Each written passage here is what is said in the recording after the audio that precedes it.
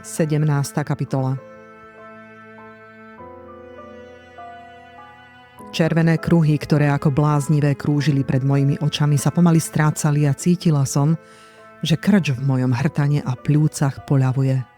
Preglgla som, potom ešte raz a čoskoro som začala lapať po vzduchu so sípavým chrčaním, ktoré drásalo aj môj sluch. Upokojte sa, Adelaida. Zaznel kdesi v úplnej blízkosti hlas Stevena Lansinga. Okolo mňa bola dokonalá tma. Moja sila ma pri zvuku známeho hlasu celkom opustila a teraz, keď som mohla, začala som revať, ani čo by ma z kože drali. Ale... Mrmlal Steven celkom blízko pri mojom pleci a objal ma jednou rukou. Tak, opríte sa o mňa. To som aj urobila a súčasne som sa zúfalo namáhala zachovať si posledný zbytok rozumu. Keď inšpektor o minútu neskôr hore zasvietil svetlo a zbehol ozbrojený revolverom v ruke dolu po schodoch, našiel nás vo vrelom objatí. Sweeney inšpektora nasledoval rovnako ozbrojený a pripravený strieľať. Zase prichytený in flagranti, mrmlal Steven Lansing. Inšpektor zastal tak náhle, že sa milý Sweeney nestihol uhnúť a spadol na miesto, kde chrbát stráca svoje pekné meno. Hľadeli na nás z prostredného odpočívadla ako bezduchí. Ako som sa vlastne dostala dolu do pivnice, to som si vtedy ešte nevedela vysvetliť. Oho, hneval sa pán Sweeney. Vždy naladený do žartovania, dáma a pán, však áno. Inšpektor sa však zarazene díval na tmavo-červené škvrny na mojom hrdle. Čo sa vám prihodilo, slečná Adamsová? Pýtal sa rozčúlene. Medzi tým som sa dostatočne pozbierala, aby som sa vyvliekla zo Stevenovho objatia. Súčasne som sa pokúšala tváriť dôstojne a rýchlo som sa snažila pripevniť si na miesto falošné kučery, ktoré mi sklzli na nos. Myslím, že je dosť jasné, čo sa mi prihodilo, inšpektor. Odvetila som chladne. Vrah vás napadol? Zvolal inšpektor Bunyan. Čo si, alebo kto si, ma v každom prípade napadol, to je jasné. Kde je? Videli ste ho? Kam sa podiel? Toto a ešte celý rad ďalších otázok sa na mňa vysypali súčasne z úst inšpektora a jeho sprievodcu. Na všetky tieto otázky môžem povedať len jedno. Neviem. Povedala som vyčerpane. Odrazu zhaslo svetlo a neviem ani to, či sa ku mne prikradol z hora, alebo či prišiel z pivnice. Bol odrazu tu, dýchal ako divé zviera a potom sa jeho prsty zaťali do môjho hrdla.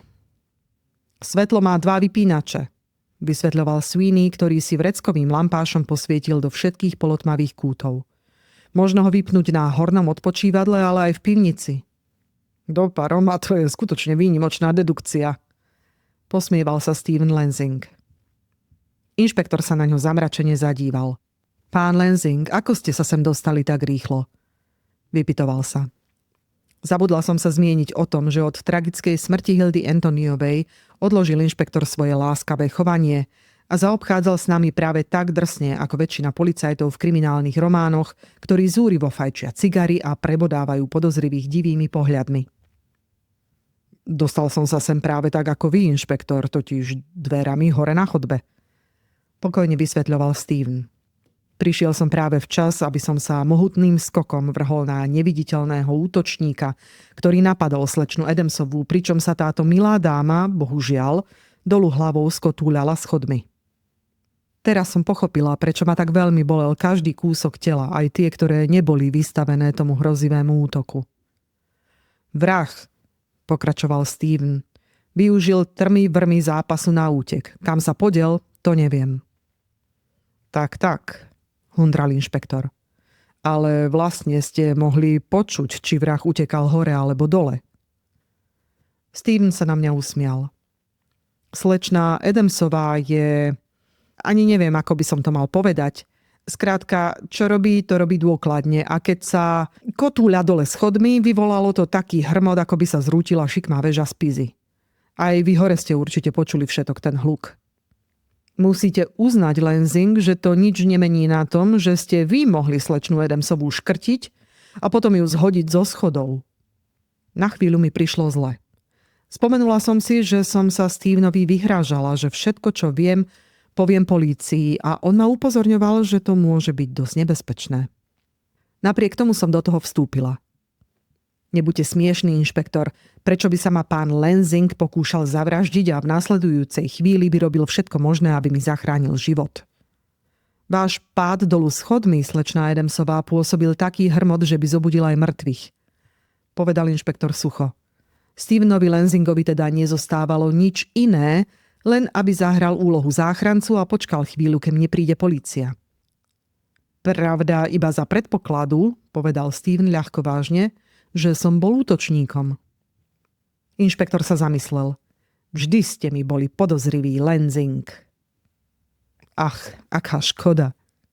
Nepopriete, že ste volali Jamesa Reeda zo salónu krásy v to odpoludnie, keď bol zavraždený a vyhrážali ste sa mu, že mu rozbijete hlavu, ak neprestane so svojím špicľovaním. Steven zbledol. Tak teda viete aj to? Povedal, hoci už nie tak sebaisto ako inokedy. Čím dlhšie sa zaoberám vašou osobou, Lansing, tým sa mi zdáte byť zvláštnejší. V ktorúkoľvek nočnú hodinu ste vždy prvý na mieste činu, vždy úplne oblečení. Môžete mi dať aspoň dôveryhodné vysvetlenie toho, ako ste sa ocitli tu dole, práve vtedy, keď prepadli slečnú Adamsovú? Steven sa zarehlil. Akokoľvek neuveriteľne to znie, mal som takú predtuchu, že sa slečná Adamsová, ktorá mi je veľmi sympatická, vrhá do vážneho nebezpečenstva, preto som sa rozhodol, že z nej nespustím oči. Pripúšťate teda, že ste ju sem nasledovali? Keď som vychádzal z haly, videl som ju práve miznúť vo dverách, ktoré vedú do pivnice. V akejsi predtuche som zrýchlil kroky. Len čo som za sebou zavrel dvere, zhaslo svetlo. Sekundu alebo dve som stál v tme úplne nepohnuto a snažil som sa prispôsobiť zrak. Potom som začul slečnú Adamsovú zachrčať a vrhol som sa do neistoty. Naozaj si myslíte, že vám také bezočivé klamstvo uverím? Povedal inšpektor. Teraz mi napadlo, inšpektor, zamiešala som sa do reči, že je tu niečo, čo vám dá istotu, že ten, kto ma prepadol, nebol Steven Lansing. A to je, slečná Adamsová? Pýtal sa inšpektor skepticky. Ja som totiž svojho útočníka pohrízla. To sa vám podobá, Adelaida, zvolal Steven nadšene. Zarila som zuby do jeho ruky, hneď nad klbom. Pokračovala som a pri spomienke ma striaslo. Tu už prestáva všetko. Zadýchčal sa Sweeney. Rana musela krvácať, inšpektor, lebo kým som stratila vedomie, cítila som na perách krv. Ja som to hovoril, je to tigrica, vyrazil zo seba Sweeney. Steven si odhrnul rukáv až po lakeť. Obžalovaný je nevinný, inšpektor, zvolal a vystrel svoje svalnaté hnedé ramená. Inšpektor preskakoval pohľadom z jedného na druhého. Je to bude rafinovaná rozprávka, ktorú ste si vymysleli, slečná Adamsová, alebo mimoriadne priaznivá okolnosť pre Stevena Lansinga. Ale zaiste nebudete očakávať, že vám to ja, alebo porota, uverí bez dôkazov. Mám dôkazy, inšpektor. Odvetila som a ukázala som na svoju bradu, na ktorej boli stopy po krvi. Určite mi uveríte, že hoci mám dostatok modrín, moja pokožka nikde nie je poranená. Alebo ma chcete nechať prezrieť policajnou dôstojníčkou? Ste porazený, inšpektor. Usmieval sa Steven. 1-0 pre mňa. Inšpektor nevrlo pohodil rukou, kým Sweeney znova osvetľoval chodby. Nemôžem pochopiť, potriasol hlavou policajt, ako niekto dokáže pohrísť človeka tak silno, aby tu bolo toľko krvi. Čo to hovoríte? Volal inšpektor. Podajte mi svoju lampu. Až teraz, keď slabý lúč osvietil dlážku pivnice až ku dverám obliekárne, som si spomenula, čo ma sem dolu vlastne priviedlo. To dievča. Vyrazila som. Ako je Pán Boh nado mnou, zabudla som na ňu. Inšpektor a Sweeney sa na mňa zahľadeli, ako by boli presvedčení, že som teraz už nadobro stratila rozum. Steven Lansing však zbledol na smrť, chytil ma za rameno a prudko mnou zatriasol. Dievča? Aké dievča? Preboha, tak hovorte predsa! Kričal na mňa. Čašníčka, zajakala som sa. Gloria LaRue, ona zišla dolu prezliecť sa a už neprišla hore. Ešte predtým, ako som to dopovedala, vrhol sa Steven oproti dverám obliekárne. Boli zatvorené, ale to ho zadržalo iba na okamih. Rozbehol sa a vrazil svojim širokým plecom do dverí. Prásk. Spráchnivené drevo s treskotom povolilo a už bol vo vnútri. Nasledovala som ho, za pätami som mala inšpektora a Sweeneyho. Obliekáreň bola prázdna. Bola to holá, nevľúdna miestnosť s nabielo omietnutými stenami. Malá lampa pri samej povale šírila bledé svetlo. Úzke skrine zamurované v stenách, primitívne umývadlo, na klinci visiaci použitý uterák, rozbité nástené zrkadlo, to bolo všetko, čo sme videli. A bola tu ešte kaluž krvi pri prahu. Kaluž, na ktorú Steven hľadel s desom v očiach. O Bože, skríkla som, už to nevydržím. Tak teda ani ona mu neunikla, povedal inšpektor zachrípnutým hlasom. S tvárou znetvorenou hnevom a nenávisťou ma Steven odsotil z celej sily nabok a vybehol na chodbu. Gloria, Gloria, kde ste? Prenikavo kričal. Mŕtvi mlčia. Mrmlal Sweeney a škrabal sa zamyslene na brade. Gloria, preboha, ozvite sa, odpovedzte mi, reval Steven znovu. A potom sme odrazu počuli tichý, škrabavý zvuk. Nie hlasnejší ako myšie hlodanie. Inšpektor prvý objavil starú debnu za kotlom, ktorá tam stála medzi ostatnými debnami, ktoré boli pravdepodobne pripravené na spálenie. Ale táto debna nebola prázdna. Steven Lansing jemne zodvihol skrčenú postavu. Potichu nadávajúc odstránil špinavý uterák, ktorý mala Gloria LaRue zarazený v ústach. Potom uvoľnil ostatné šatky, ktorými mala spútané ruky a nohy. Boli to obyčajné hotelové uteráky, akých denne prichádzali dolu do práčovne snáď stovky. Prisám Bohu, Gloria, keby vám boli dačo urobili, nech im je Boh milostivý, škrípal Steven zubami. Dievčina sa slabo usmievala a povedala tónom, aký som od nej ešte nepočula. Všetko v poriadku, šéf. Veď ste ma so sebou vzali aj preto, lebo čo to vydržím. Šéf? Sweeneyovi ostali od údivu otvorené ústa. Šéf? Zvolala som nechápavo. Šéf. Opakoval inšpektor zarazene. Steven nás ignoroval. Pre Boha, Gloria, veď som vás varoval. Hovoril som vám, že falošné oznámenie rozhlasovej spoločnosti je znamenie, že vás chcú uniesť. Prečo ste nedávali pozor, vy hlúpe dievča? Pokrčila ramenami. Namýšľala som si, že som kto vie ako múdra, šéf. A vbehli ste mu rovno do pasce, povedal Steven trpko. Každý raz prestrelí, šéfe, priznávala trochu zahambene. Keď som dostala údajné pozvanie na skúšku, hneď som vedela, že to je pasca, ale urobila som chybu. Zamrazilo ju. Bez vás by to bola moja posledná. Myslela som, že s revolverom namiereným na Cyrila Fanchera sa mi nemôže nič stať. Cyril! Skríkla som. Moje najtemnejšie obavy sa splnili. Dievča, nevšímajúc si ma, pokračovalo. Vždy som bola toho názoru, že medzi všetkými podlými beštiami sú obchodníci s dievčatami tie najpodlejšie, povedala s pohrdaním. Obchodníci s dievčatami, šepkal inšpektor. Steven Lansing a dievča s pokojnými očami a energickou bradou nás ignorovali. Ďalej, rozprávajte, súril Steven. Keď mi povedal, že mám v prezliekárni čakať na šek, vedela som, čo môžem očakávať. Hej, pokračujte. Prezliekla som sa a postavila som sa naľavo od dverí. Revolver som mala vo vrecku kabáta a prst na spúšti. A potom? Buď som sa prezradila, alebo ho niekto upozornil. Isté je, že som nemala šancu vystreliť z revolveru. Ani som ho dobre nevidela. Odrazu bol v izbe a už ma mlátil pesťou, až som trafená riadnym hákom klesla na zem. Keď som znovu prišla k sebe, bola som zviazaná ako poštový balík a pravdepodobne zo mňa malo čoskoro byť kurivo do pece. Dúfam len, že tento zlosin má v pekle rezervované zvlášť horúce miestečko. Vyrazil Steven cez zuby. Dovoliť mu ujsť, keď som ho už mal skoro v rukách, Je najhoršia blamáž, akú som utržil behom svojej dlhej, všivavej kariéry. Nemôže byť ďaleko, šéf, však vy ho ešte dostanete. Teraz, keď sme odkryli karty. Nebuďte ako malá Glória, povedal Lansing s tichou výčitkou. Dievča zvesilo hlavu. Ach, je mi to tak ľúto, šéf. Všetko som vám pokazila. Steven jej kamarátsky položil ruku na rameno. Ale moja milá, veď ja vám to nevyčítam. Povedali ste, že už keď vchádzal do dverí, bol pripravený zaútočiť na vás. Kto si mu nasadil chrobáka do hlavy?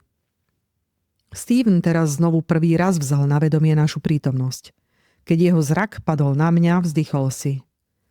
Adelaida, neboli ste to napokon vy, kto je na vine tomu, že Cyril volačo zaňuchal? Ja... Nie... Iba ak ma videl v hale rozprávať sa s manželom malej Annie. Annie? Čašníčka, ktorá včera zmizla. Jeho tvár sa zachmúrila. Zmizla? Ale to predsa nie je možné. Domnievam sa, že by sa nepokúsil predať ju do New Orleansu. Veď mala manžela, koho si kto by nasadil všetky páky, aby vypátral, čo sa jej stalo. Viem to, lebo aj ja, aj Reed sme ju neraz sledovali, aby sme vypátrali jej rodinné pomery. Ale Fancher to nevedel. Zajakala som sa. Vydávala sa pred ním za slobodné dievča, ktoré nikoho nemá. Bože, stenal Steven Lansing. A ja som si bol taký istý, že nie je v nebezpečenstve, že som nedával pozor. Po chvíli sa rozpačite ozval inšpektor Bunyan. Boli by ste takí láskaví povedať mi, čo to má všetko znamenať, pán Lansing? Pán Lansing je hlavným inšpektorom Federálneho úradu pre vyšetrovanie. Vaši kolegovia tajným vyšetrovateľom hovoria aj G-Man, vysvetľovalo dievča hrdo. Tu je poverený zvláštnym poslaním. Do paroma! Sweeney sa od úcty takmer poklonil až po zem. A toto je, povedal Steven s tichým úsmevom, moja asistentka, moja pravá ruka, slečná Gloria Quackenberry. To je moje pravé meno, inšpektor, povedalo dievča, keď videl nedôverčivý pohľad inšpektora Bunyana. Prečo? Lebo žiaden človek na svete by si také smiešné meno nevybral za pseudonym. Asi nie, mrmlal inšpektor. Aby som vám to vysvetlil, inšpektor, povedal Steven Lansing. Velenie Federálneho vyšetrovacieho úradu má už asi rok informácie o tom, že v tomto úseku Spojených štátov kvitne obchod s dievčatami. Ide o zločiny toho najpodlejšieho a najodpornejšieho druhu. V prístave New Orleans nakladajú debny s úbohými obeťami na lode smerujúce do Buenos Aires. Tieto úbohé dievčatá skončia v niektorom z juhoamerických nevestincov. Podarilo sa nám jednu takúto zásielku zachytiť, ale zločinci to ako si vyňuchali. Kým sme sa dostali k ľudskému nákladu, boli dievčatá už mŕtve. Ó Bože, stenala som celá bez seba.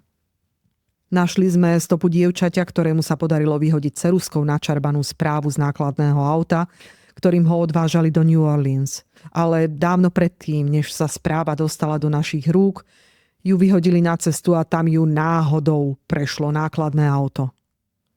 To bola Gwendolyn, zvolala som. Čašníčka, o ktorej sa hovorilo, že ju prešlo auto na ceste do Hollywoodu. Steven prikývol. Táto Gwendolyn nemala nejakých príbuzných. Ľudia, u ktorých bývala, nevedeli ani toľko, kde bola naposledy zamestnaná. Vedeli sme si dosť dobre zrekonštruovať celú cestu, ako sa dostal do New Orleans, ale na správnu stopu zaviedla nás iba servítka so značkou Hotel Richelieu, ktorú sme našli v jej izbe. Preto som tu už mesiac, inšpektor, a ponevieram sa po susedných mestečkách, údajne predávam kozmetické výrobky, v skutočnosti však robím všetko preto, aby som sa dozvedel niečo o dievčatách z okolia, ktoré počas posledného roku zmizli. Bolo ich asi 20 alebo 30. 20 alebo 30, šepkala som. Okrem servítky neexistoval žiadny dôkaz, že by sa v tomto hoteli nachádzala centrála tohto odporného podniku. Rozumiem, pane, poznamenal inšpektor s rešpektom. Úprimne vám poviem, že moji nadriadení si už mysleli, že tu iba zbytočne márnim čas. Steven Lansing sa trochu ironicky usmieval. A tiež iní ľudia z nášho úradu dospeli k názoru, že nemám na mysli nič iné, len sa tu poflakovať a flirtovať s hlúpymi ženami. Až do predvčerajška som na poli veril, že sa ženiem za preludom. Nenachádzal som nič z toho, čo som chcel nájsť. Potom sa udalosti odrazu rútili jedna za druhou. Možno, že vrah potreboval peniaze, veľa peňazí, aby sa mohol niekam zdekovať. Možno, že sa pokúsilo väčší ťah, lebo mu začala horieť pôda pod nohami. V každom prípade odrazu najal Glóriu, ktorá sa tu ponevierala podľa môjho príkazu už niekoľko týždňov a žiadala o miesto v hoteli. Domnieval som sa, že teraz prišla chvíľa vlákať toho zločinca do pasce. Slovo pasca mi bolo povedomé. Ale ukázalo sa, že je rafinovanejší, ako ste si mysleli. Poznamenala som váhavo. Bohužiaľ, vzdychol Steven Lansing. Sweeney pomaly zatváral svoje dokorán otvorené ústa a poznamenal. Ešte stále nechápem, ako tu môže byť toľko veľa krvi po takom malom pohryzení. Hlavný inšpektor Lansing pozrel na svoju asistentku temer žalostným pohľadom. Povedali ste, Gloria, že každý raz prestrelí. V prípade úbohej Annie som urobil chybu. A v našom povolaní je bohužiaľ každá chyba osudná. Myslíte, že je to jej krv? Zarazene som sa spýtala. Steven prikývol a keď som pomyslela na úbohého mladého manžela Annie, ktorý ma čakal hore v hale, dala som sa do bezmocného plaču. 18. kapitola. Ukázalo sa, že inšpektor ešte predtým, ako zbehol do pivnice, prikázal policajtom strážiť schodisko a výťah. Domnieval sa, že sú to jediné možnosti, ako uniknúť z pivnice, ale policajti mu teraz oznámili, že nikoho nevideli a pri nich by sa určite neprešmykla ani myš. Vyšlo najavo, že krátko na to, ako som začala kričať, zazvonil zvonček od výťahu v pivnici, ale Jake, ktorý ho v ten deň obsluhoval, neochvejne tvrdil, že keď zišiel dolu, nik tam nebol, hoci čakal niekoľko minút až do momentu, kým ho strašne nevylákal môj srdce drásajúci krik. Ďalej hovoril, že sa spamätal, až keď stál vo výťahu v hale a triasol sa od strachu. Policajti, ktorí tam strážili Jakeovu výpoveď, iba potvrdili. Oznámili, že pri príchode bol Jake sám. Zdá sa mi, že sa inšpektor chvíľu pohrával s myšlienkou, že by vinníkom mohol byť aj Jake, ale my, ktorí sme poznali tohto malého bielovlasého černocha, sme dobre vedeli, že takéto podozrenie je absurdné. Na jeho šťastie mohla Ella Trotterová odprisahať, že ju Jake viezol do jej izby, keď sa ozval zvonček z pivnice. Videla, že zasvietil signál pivnica. Signál trhavo blikal, čo znamenalo, že v tej chvíli kto si ako bláznivý stláčal tlačidlo. Tak je ešte stále kdesi dole, zvolal inšpektor. Toho zle poznáte, odporoval Steven Lansing. Inšpektor sa napriek tomu vybral s impozantným policajným sprievodom a prekutrávali každý kút pivnice. Steven Lansing ho sprevádzal, hoci neveril v úspech. Ja som zatiaľ hľadala v hale osvieženie po všetkom tom strašnom strese a desivých zážitkoch. Sprevádzala ma slečna Gloria Quackenberry, ktorá očividne cítila akútnu potrebu uviesť do funkčného stavu pomliaždené a stuhnuté končatiny. Úbohý Conrad Wilson, manžel malej Annie, ešte stále sedel na stoličke pri točitých dverách, kde som ho nechala. Išla som k nemu a mrmlala som čosi, čo malo znieť ako útecha, ale som si istá, že ma vôbec nepočul. Po chvíli prišiel policajt so správou, že ho pán Lansing prosí, aby si išiel do jeho izby ľahnúť, aby si aspoň na chvíľu odpočinul, pretože ho neskôr bude čakať výsluch u inšpektora. So skleneným pohľadom, ktorý pozeral niekam do prázdna, kráčal preč ako živá mŕtvola. Šéfa to bude veľmi trápiť, mrmlala Gloria Quackenberry, keď sme nasmrť ustaté klesli na pohovku. Možno mu niečo uniklo. Nikto nie je dokonalý. Slečná Adamsová, verte mi, pre toto poslanie by ste nenašli nikoho lepšieho. O tom nepochybujem. S presvedčením som prikývla a opatrne som dodala. Pracujete s ním už dlho? 5 rokov. Verte mi, bol to najkrajší čas môjho života. Pozrela na mňa podozrievavým pohľadom a potom rýchlo pokračovala. Priznávam, som do neho zaľúbená. ak ste to chceli vedieť. Ale Boh vie, že nikdy nič nenaznačil, ani mi nedáva žiadne nádeje. Ale ja... Šéf sa nikdy nezamiluje, povedala Gloria tónom, ako by to považovala za akúsi výnimočnú vlastnosť. Všetky ženy sa za ním bláznia a on strašne často musí predstierať, že to už patrí k jeho povolaniu. Viete, keď sa na ženu pozrie tými svojimi očami, tá vyklopí všetko, čo od nej chce vedieť. V skutočnosti však pohŕda tými povrchnými a hlúpými ženskými, s ktorými sa stretáva na každom kroku. On má svoj ideál a žena, ktorá ho raz získa, bude musieť byť skutočne výnimočná. Myslíte? Nadhodila som a pomyslela som na malú Kathleen. Samozrejme, že mnou nepohrdá, pretože som žena. Práve naopak. Považuje ma za skvelého dôstojníka a kolegu. A to už dačo je. Ale na to, že by som bola niekým iným, niekým, kto k nemu môže niečo cítiť, to by ho ani vo sne nenapadlo. To je mi ľúto, povedala som potichu. Vyfúkala si nos a náhle plná energie vstala. Aspoň pre neho môžem denne riskovať život a byť pri ňom. To by som s nikým nevymenila ani za celý svet. Nie sme my ženy hlúpe? Hej, o tom by som vám mohla hovoriť. Vzdychla som si. Gloria mi na rozlúčku silno stisla ruku. Povedzte šéfovi, požiadala policajta, ktorý mal službu, že idem trochu na vzduch. Ak by ma potreboval, nech zapíska z okna. Ako tak odchádzala točitými dverami, so silnými rukami vo vreckách kabáta, trochu priveľkými ústami a červeným klobúčikom nasadeným šikmo na hlave, priznám sa, že som k tejto statočnej osobe cítila súčasne sympatie aj súcit. Okolo 4:00 som vyšla do svojej izby. Neodolateľne som túžila sadnúť si do vane s horúcou vodou a už nikdy z nej nevstať, alebo v nej zostať dovtedy, kým ma nebude nič bolieť. Nakoniec to samozrejme trvalo iba pár minút a prinútila som sa vyliesť. Po kúpeli som si chcela obliecť svoje čierne čipkované šaty, keď tu zazvonil telefón. Bol to Steven Lansing, ktorý ku mne chcel prísť na niekoľko minút a porozprávať sa o čomsi dôležitom. Adelaida, predpokladám, že viete o tom, že vás inšpektor chce čo najskôr vypočuť, povedal. Nie, to som nevedela.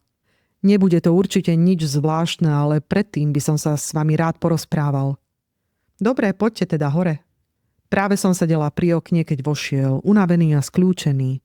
Snažil sa o svoj typický drzý úsmev, ale ako si sa mu to nedarilo. Ako sa máte, Adelaida? Vypytoval sa. Napokon musím sa vám ospravedlniť, že som vás v zápale bitky tak nepríjemne zhodil zo schodov. Žiaľ, niekedy v živote sa takéto veci stávajú. Ponúkla som mu miesto. Tento raz vám ešte odpustím, Steven, odvetila som dojato, veď ste mi týmto spôsobom zachránili život. Keď to tak vnímate, povedal, potom určite trochu ustúpite aj svojmu prísnemu svedomiu a budete ku mne zhovievavá. Ak tým chcete povedať, že inšpektorovi nemá zmysel hovoriť čokoľvek o Edérových, tak s vami úplne súhlasím, povedala som. Keď mlčal, pokračovala som. Na čo by aj? Zločinca už aj tak poznáme. Iba by sme tomu dievčaťu zbytočne pridávali starostí. Vzdychol si. Kathleenina starostlivosť o jej pestúnku je naozaj krásna a dojímavá. Je to v každom ohľade príjemná osoba, ktorú je radosť milovať. To áno. Prikývol s presvedčením. Pomyslela som si, ako sa Gloria mýlila, keď tvrdila, že Steven Lansing nikdy nepodľahol láske, pretože do Kathleen bol zalúbený až po uši. Každého to raz chytí. Poznamenala som významne a podľa toho, ako celý očervenel, som hneď pochopila, že mi Steven rozumel. Nerobte si hlúpe žarty, bránil sa. Chvíľu na to však neisto pripustil. Odhalili ste ma, Adelaida, bohužiaľ, ona ma neznáša. Mala som na to iný názor, ale nepovedala som mu nič. Napriek tomu, že som si tohto šarmantného muža úprimne obľúbila, predsa som si myslela, že tomuto až príliš príťažlivému a sebavedomému tajnému agentovi trochu nezaškodí, ak sa bude ešte chvíľu potácať v neistote. Pevne som sa však rozhodla, že urobím všetko preto, aby sa v Kathleeninom živote nezopakovala rovnako hlúpa chyba ako v tom mojom. Úbohá Žofia, Povedala som hlavne preto, aby sme zmenili tému. Predpokladám, že ste v pivnici Cyrila nenašli. Pokrútil hlavou. Ani som to neočakával a od inšpektora bolo hľadanie zbytočný krok. Domnieval sa, že pivnicu hermeticky uzavrel. Čo by? Bolo tam aspoň 6 okienok, cez ktoré môže na ulicu vyliesť ktokoľvek. A to nerozmýšľam o mužovi, ktorý je zúfalý. Na to som ani nepomyslela. Inšpektor tiež nie. Napadlo ho to, až keď Sweeney našiel otvorené okienko nad zberňou na bielizeň. Vedie na voľné priestranstvo za hotelom. Tak teda ušiel. Ale ďaleko nemôže byť. Povedzte, Steven, myslíte, že ho chytíte? Pokrčil ramenami. Vyrozumeli sme miestnu políciu aj federálne úrady. Vlaky, autobusy a dokonca aj letisko sú strážené a v tejto chvíli prepadové oddiely systematicky prehľadávajú mesto. Takže nemá kam uísť. Steven zvraštil čelo. Banda je pravdepodobne veľmi dobre organizovaná. Poznáme mužov, ktorí sú v New Orleans a môžeme ich zatknúť kedykoľvek. Federálna polícia čakala iba na to, že zatkne miestneho človeka. Že som tak hrozne sklamal, to je niečo, s čím budem musieť žiť. Okrem toho sme s určitosťou nedokázali zistiť, ako odvážali dievčatá do New Orleansu. Možno nákladnými autami, ale možno to boli autá súkromných kurierských alebo špediterských spoločností. Ak boli dievčatá zviazané tak ako Gloria, vodiči možno ani nemali tušenia o náklade, ktorý prevážali. Mohlo však ísť aj o ich vlastnú spoločnosť. Toto by bol jeden zo spôsobov, ako sa Cyril Fancher, alebo akokoľvek sa ten chlap volá, odtiaľ to dostal polícii priamo pred nosom. Ó Bože, v každom prípade je isté, že na dnes večer bola pripravená ďalšia zásielka. Jej obsahom mali byť Gloria a Annie Wilsonová. Myslíte, že Annie, že ju zavraždil? Určite ju aspoň poranil. Možno sa zúfalo bránila a on ju aspoň na chvíľu chcel umlčať. Museli ju vziať so sebou, či už živú, alebo mŕtvu. Odkiaľ to viete? Náhle mi prišlo nevoľno. Lebo ani ju nevieme nikde nájsť, zamyslel sa. Nedokážem si predstaviť, že vyliezol horným okienkom, ťahal za sebou ťažko poranené dievča a ušiel s ňou nepozorovane za bieleho dňa. To znie celkom neuveriteľne. Okolo 2:00 pri zadnom vchode hotela zastavilo veľké kryté nákladné auto a odišlo ho niečo neskôr. Samozrejme, že toho idiota policajta, ktorý tam strážil, ani nenapadlo, aby auto prehliadal alebo aby si zapísal jeho číslo. Tí ľudia nemyslia ani na najsamozrejmejšie veci. To vidieť aj na mne. Poznamenal Steven nesmelo. Mohol som byť tiež predvídavejší.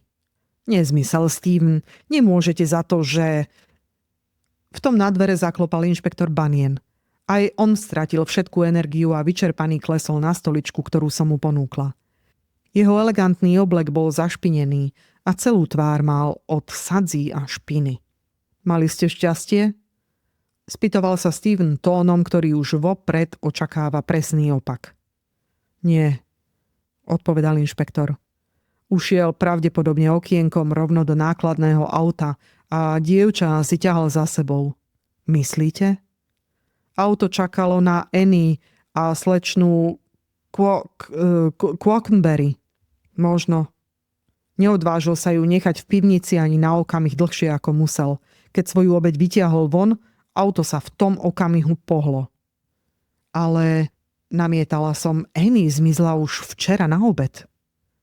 Chcel obidva balíky odoslať naraz, vysvetľoval inšpektor. Annie Wilsonovú asi zviazal, zapchal jej ústa a ukryl v prázdnej debne, kým druhé dievča pripravoval na cestu. Chvíľu sme všetci traja mlčali. Potom som povedala. Nikdy som nemohla Cyrila Fanchera vystáť. Ak by mi niekedy povedali, že je to nejaký podvodníček, nebola by som sa čudovala. Ale nikdy by som si nepomyslela, že Cyril Fancher je hlavou tak rafinovanej a diabolskej bandy. Urobil som tú istú chybu, Adelaida, vzdychol Steven Lansing. Tak horlivo som hľadal rafinovaného, geniálneho zločinca s nádychom šialenstva, ako nám ho vykreslil inšpektor, že som nad Cyrilom Fancherom ani neuvažoval. Ešte stále nechápem, prečo so sebou nevzal aj Glóriu. Poznamenala som. V krátkom čase, ktorý mu zostával, asi nemohol vybaviť všetko tak, ako chcel, povedal Steven, a pravdepodobne nerátal s tým, že ju nájdeme, aspoň nie živú. Inšpektor prikývol. Annie Wilsonová bola poranená a krvácala. Nemohol ju odstrániť bez stopy. Inšpektor, pravdepodobne vám neušlo, povedal Steven zamyslene, že sa pokúšal zmyť krvavé škvrny v šatni. Bol tým zanepráznený, keď počul prichádzať slečnu Adamsovú. Prišlo mi na že som počula tiecť vodovod. Bolo to vo chvíli, keď zhaslo svetlo. Po chrbte mi prebehli zimomriavky. Slečna Adamsová, ešte vás musím podrobiť formálnemu úradnému výsluchu ohľadom prepadnutia vašej osoby, oznámil mi inšpektor. Práve vtedy na dvere zaklopala Ela Trotterová a ako to mala vo zvyku vošla bez vyzvania. Prepáč, Adelaida, povedala, keď zbadala obidvoch pánov. Nevedela som, že máš návštevu. Ako vidíš, mám, odpovedala som nevrlo. Prosím, príď neskôr. Nechcem ťa samozrejme vyrušovať, odpovedala ironickým tónom. Doniesla som ti iba pančuchy, ktoré ti moja švagrina Lou láskavo opravila. Ďakujem. Bola som trochu zahanbená, keď som preberala balík. Nie za čo. Odvetila, vyšla, ale rýchlo sa vrátila späť a znovu pootvorila dvere. Zabudla som ti povedať, že švagrina našla v tvojej háčkovanej taške, ktorú tiež opravila, zelené puzdro na okuliare. Moje zelené puzdro na okuliare? Dúfam, že si ho medzi tým nepotrebovala. Dívala som sa na ňu bez slova, ale teraz tresla, už s konečnou platnosťou, za sebou dvere. Prečo ste taká rozčúlená, Adelaida? Pýtal sa Steven Lansing, keď som začala prehadzovať obsah nočného stolíka. Ela Trotterová sa asi zbláznila. Vrčala som a zdvihla som do výšky moje zelené puzdro, ktoré som našla v zásuvke na tom istom mieste, kam som ho ráno položila. Možno, že nie je taká bláznivá, ako si myslíte, poznamenal Steven potichu. Skontrolujte si, len pre istotu, háčkovanú tašku. Keď som otvárala balík a prezerala som si jeho obsah, trochu sa mi triasli ruky. Lou je naozaj umelkyňa, kabelka bola ako nová. Bolo v nej moje zelené púzdro na okuliare, alebo aspoň také, ktoré sa môjmu podobalo tak veľmi, že som ich musela držať vedľa seba, aby som rozoznala, že to, ktoré mi krátko pred smrťou dal James Reed, bolo lesklejšie, novšie a trochu svetlejšie.